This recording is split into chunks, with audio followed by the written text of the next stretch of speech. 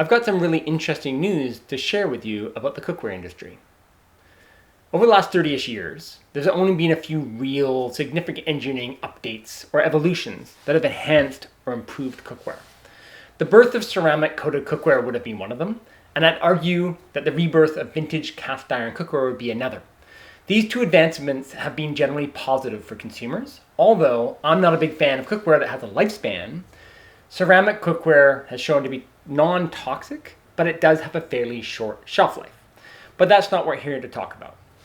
What I'm reporting here is the beginning of a brand new category, which I am pretty jazzed about. My career of working in housewares started way back in the early 90s. At that time, nonstick or Teflon was the dominant choice for almost every frying pan sold. Hardly anyone questioned what it was made from and if it was unsafe to use. I'd have to admit that we lived in a bit of a utopia, where the modern advancements were widely and easily accepted. Very, very few people questioned what was in the cookware as long as it worked.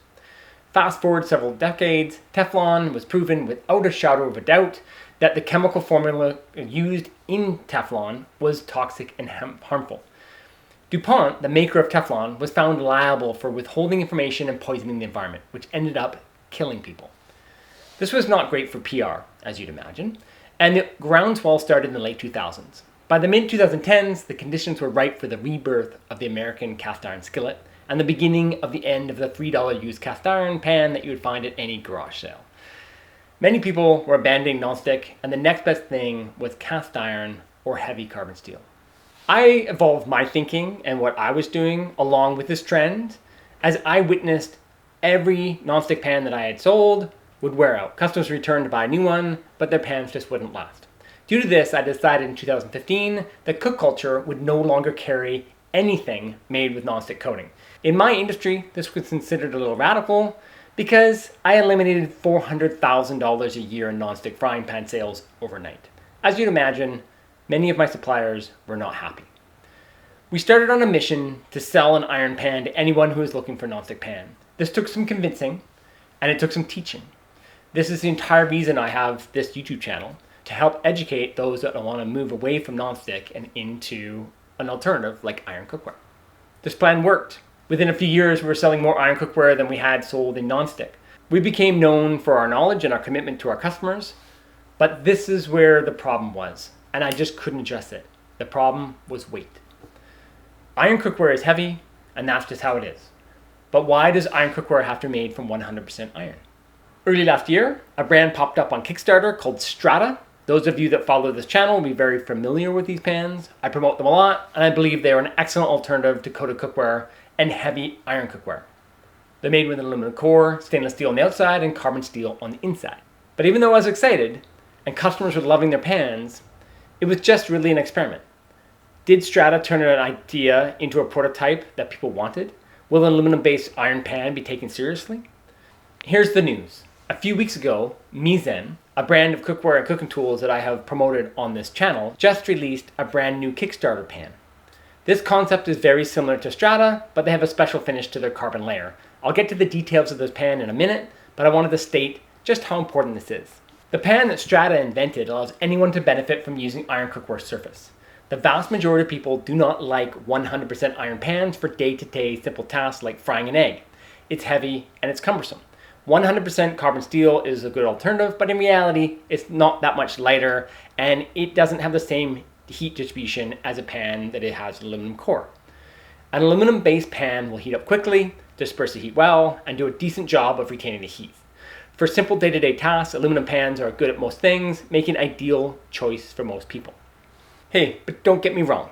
I love my iron cookware. But my goal here is to help as many people move away from coated cookware as possible. I know from first-hand experience that only certain people will use 100% iron cookware on the daily.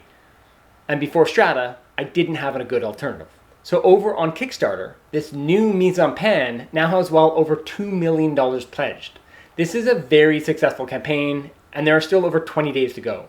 Sure, this is only 10,000 people out of the grand scheme of everything, but I've been following along with these sorts of things for many years, and when Kickstarter is this successful, it will translate into a wider audience.